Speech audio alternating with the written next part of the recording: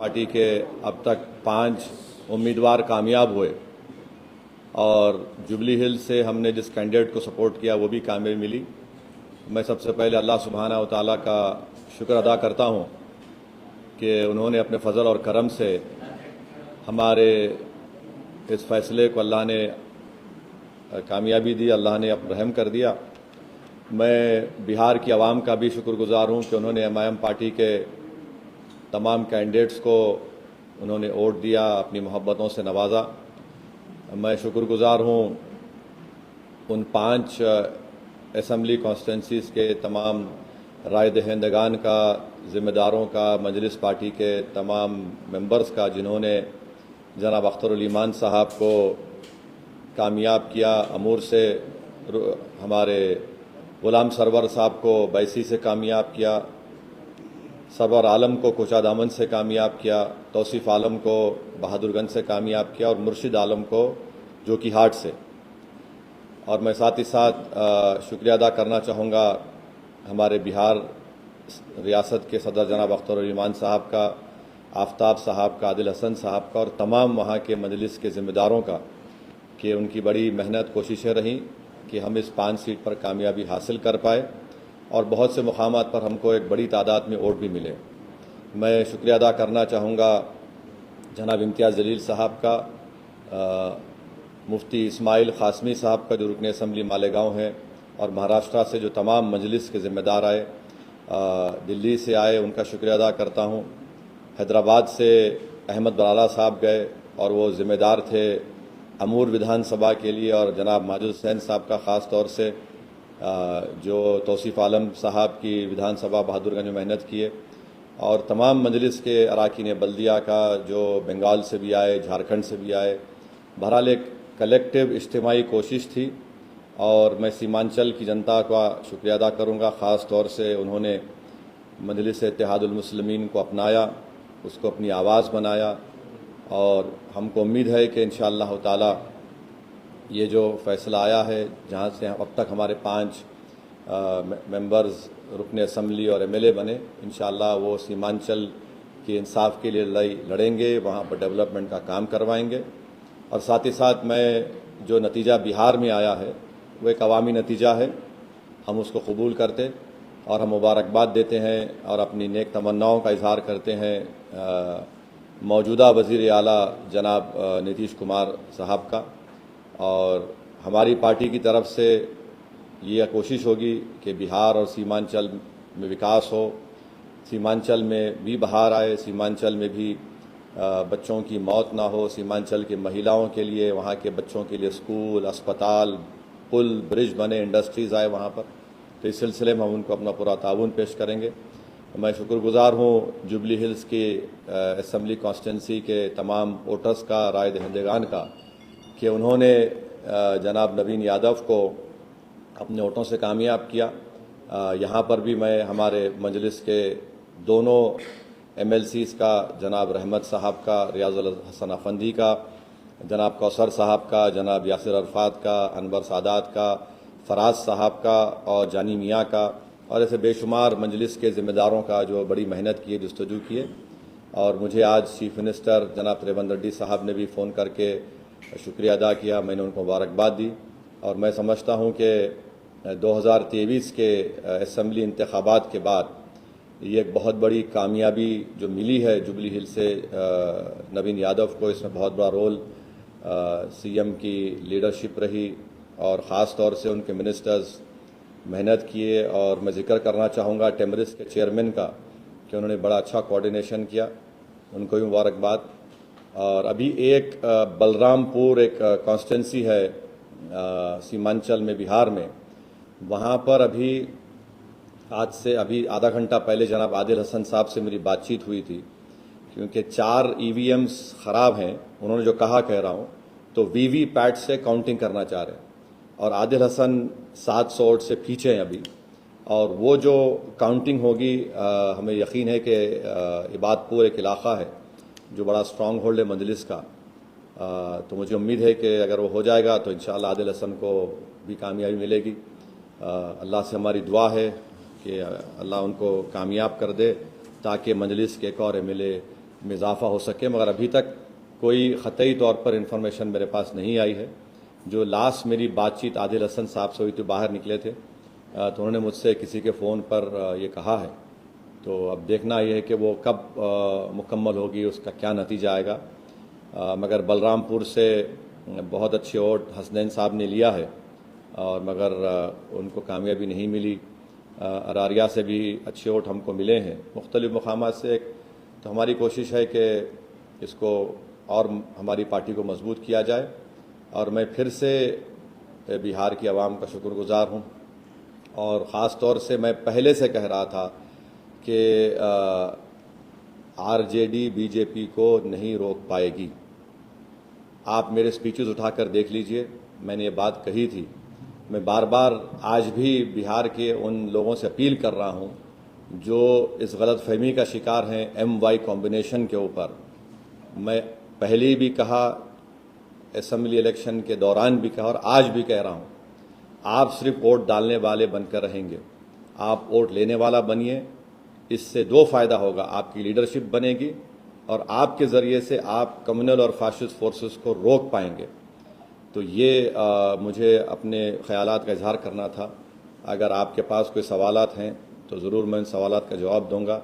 अगर आप 1 to 1 करना चाह रहे तो आप सवालात कम करिए, क्योंकि मैं 1 2 3 4 5 6 तो 22 माशाल्लाह से है, और फिर हमारे हैदराबाद के लोकल न्यूज़ चैनल्स भी हैं।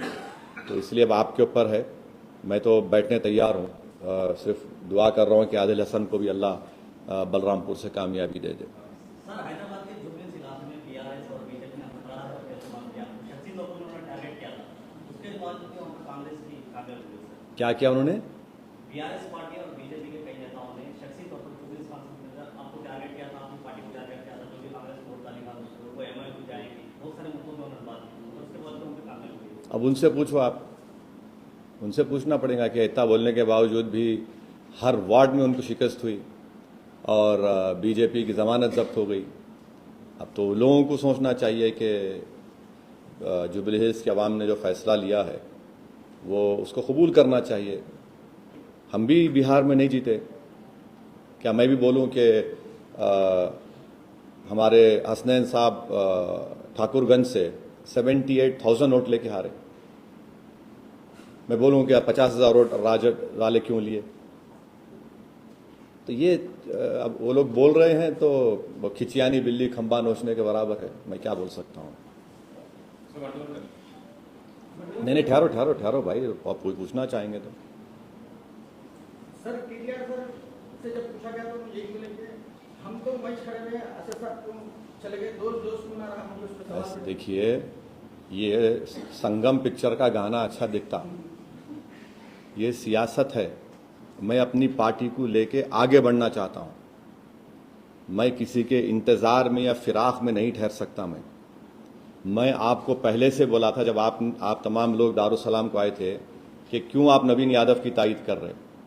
मैं आपको बोला था कि बीआरएस का वोट गिर गया है, अब इससे बढ़ के पूर्व आपको क्या होना। आप वहीं ठहरे रहिए। मैं तो रोक नहीं पाऊंगा, मगर मैं नहीं ठहर सकता ना। मैं एक पार्टी का जिम्मेदार हूं। मेरे को अपनी पार्टी को जब लेके हम बिहार जा रहे हैं, उत्तर प्रदेश में काम हो रहा है शौकत साहब की क़यादत में, वो भी आके बड़ी मेहनत किए, सब लोग आए, तो अब इसमें क्या, अब मैं क्या बोल सकता हूं? अब उनको सोचना चाहिए। और आने वाला सर जो बात सामने आई, आप यहाँ पर जो लोग तारीफ करके वोट मांगने थे शेखपेट में, इलाके में आपके बात करो, बिहार में आके आपको फिर बीटिंग का प्रोग्राम क्या करना? ऐसा है भाई, बाज़ लोग समझते कि मुझे गाली देकर अपने नंबर बढ़ा लेंगे अपने पार्टी में। चलिए, अच्छा है, हमारी वजह से अगर आपके मुझे गाली देने से आपका नंबर बढ़ रहा है अपनी पार्टी में तो कोई बात नहीं। हम तो भारत की सियासत की लैला हैं, ये तमाम हमारे मजनू हैं। और बाज़-वक़्त होता क्या है कि अज़हरुद्दीन का गुस्सा असदुद्दीन पे निकालते, तो मैं क्या कर सकता हूँ उस पर? कोई बात नहीं, चलते रहता। मगर अवाम ने, अल्लाह सुब्हाना व तआला ने हमारे फ़ैसले की लाज रख ली, और हम उम्मीद करते कि चीफ मिनिस्टर रेवंत रेड्डी इस बड़ी कामयाबी को लेकर और अच्छा करेंगे तेलंगाना की आवाम के लिए। शहर में जो इंफ्रास्ट्रक्चर की अभी कमी है सिविक एमिनिटीज़ है, सीवरेज लाइन है, इस वाटर सप्लाई है, 2 BHK का है, इस सबको अच्छा इम्प्रूव करेंगे और ताकि तेलंगाना और जुबली हिल्स में डेवलपमेंट करवाएंगे ताकि इससे आवाम का, गरीब आवाम का फ़ायदा हो सके। आने वाले बंदिया इंतखाबात में क्या कांग्रेस के साथ राजनीति नहीं, इतना जल्दी कुछ बोल नहीं सकते। जब सही वक्त आएगा उस वक्त कुछ मैं अपनी राय का इजहार करूंगा। मुझे अपने पार्टी के जिम्मेदारों से मशवरा करके ये फैसला लेना पड़ेगा। अभी तो बहुत जल्दी है, कुछ नहीं बोल सकता हूँ। महागठबंधन के जो नतज इस वक्त आप देख रहे हैं सर, आप किस वजह से कलर से देखते हैं कि कहाँ पर महागठबंधन की ये क्या यहाँ पे उन्होंने अवैध फैक्टर यूज करना चाहा। आरजेडी के तेजस्वी यादव ने आपको एक्सपीरियंस भी कहा था और फिर 18% मुसलमानों को रखते हुए नाम डिप्टी सीएम के नाम ना देना, तो क्या ये तमाम जादू बेकार चला गया वहाँ पर? अब जाहिर है वो अपनी शिकस्त का तज्जिया करें तो उनको पता चल जाएगा बहुत सी चीज़ों का, मगर ये हमको नज़र आ रहा था। यहाँ पर कई ऐसे सहाफ़ियाँ हैं, इन्हों बाद में आप ऑफ द रिकॉर्ड पूछ लो उनसे, मैं उनको क्या बोला था, कितने सीट आएंगे एनडीए को। तो ऐसे कई हमारे सहाफ़ी दोस्त हैं, हमारे दोस्त हैं। मैं सबसे एक एप्रीहेंशन का इजहार कर रहा था कि देखो ये लोग इस तरह आगे बढ़ रहे हैं। तो बड़ी अफसोस की बात है कि मेरी बात जो मैंने करा था वो सच हो गई, जिसका खदशा था मेरे को। तो अब ये उनको सोचना है कि क्यों वो लोग बीजेपी को नहीं रोक पा रहे। अगर आप ये समझते कि मुझे गाली दे के, मुझ पर पत्थर मारकर, मुझ पर उंगलियां उठाकर, मुझे कुछ बोलकर आपका गम हल्का हो जाता है तो बी माई गेस्ट। मगर अगर आप वाकई में कुछ कोर्स करेक्शन करना चाह रहे, अब जैसा मैं सुना अखिलेश यादव का स्टेटमेंट आया, उन्होंने बोले SIR की वजह से, कब तक आप के ऊपर बकवास बात करेंगे? छोड़िए इसको, आप देखिए आपकी कमजोरी कहां है। अगर आप इस तरह से सोचते रहेंगे कि हम ये हैं और हमको जनता वोट डालेंगी, ऐसा नहीं होने वाला है। आपको सबसे पहले तो आपको बड़ा हम्बल होना पड़ेगा। अगर आप ये समझेंगे कि हम राजा हैं और वोटर हमारी प्रजा है तो वो ज़माना ख़त्म हो गया। ओवैसी अगर बिहार में इलेक्शन लड़ रही है तो ये कहा जाता है कि वोट करने के लिए आए, जबकि जनस्वराज में खाता भी नहीं खुला, तो आप इस पर क्या कहना चाहते हैं? एक बात सुनिए, अगर इंडिया अलायंस नहीं जीत रहा वहाँ पर, कितने 30 सीटों पर शायद, अब नहीं मालूम काउंटिंग कि 30 ऑड सीट, 34 पे अगर आप, तो आप बोल सकते कि दूसरे समाज ने हमको वोट नहीं दिया? आप नहीं बोल सकते ना। क्या आप बोल सकते इस कास्ट ने हमको वोट नहीं दिया? आप नहीं बोलते। मगर आप ये समझते कि मुसलमान आपका एक कैप्टिव है, बंधुआ मजदूर है। कब तक आखिर ऐसा आप बोलते रहेंगे? और हम तो मुस्लिम समाज से अपील कर रहे हैं कि आप वोट डालने वाले मत बनिए, सिटीजन बनिए। वोटर मत बनिए, सिटीजन बनेंगे तो सिटीजन राइट्स आपको मिलेंगे।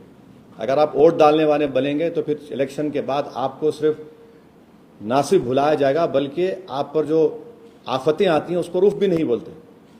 ये हम कंसिस्टेंटली बोल रहे हैं। उम्मीद करते हैं कि इस नतीजे से पूरे देश में एक पैगाम जाएगा, ख़ास तौर से अल्पसंख्यक समाज के माइनॉरिटीज़ को, मुसलमानों को, और जो सेकुलर जहन रखने वाले लोग हैं। हम उम्मीद करते हैं कि वो देखें कि क्या क्या रीजंस हैं। आप उठाकर सिर्फ 2 चीज़ों को बोल देंगे तो फिर ये नहीं होने वाला है। पप्पू यादव ने कहा था कि अगर आमोर MIM जीतती है तो वो पॉलिटिक्स छोड़। अब नहीं मालूम उनको कौन कौन छोड़ के, बहुत से लोग छोड़ के चले गए उनको। अब और कौन कौन छोड़ते, उन्होंने क्या करते, मेरे को नहीं, मैं तो नहीं बोला ऐसा। मैं ये बोला हूं कि पहला इलेक्शन हम आ रहे थे, हम बोले सीमांचल नहीं छोड़ेंगे। दूसरा जीते, हम 5 जीते, आप हमारे MLAs को तोड़े, हम जीते, हम तोड़े, हमने कहा नहीं छोड़ेंगे सीमांचल को। आज फिर हम कह रहे हैं, अल्लाह ने हमको कामयाबी दी, हम सीमांचल नहीं छोड़ेंगे। हम जहां पे जाते छोड़ते नहीं, वो मेहनत करते। हम इस तरह के दावे नहीं करते। अब जो इस तरह के दावे किए हैं, अब ये सवाल उनसे पूछना आप पर वाजिब है।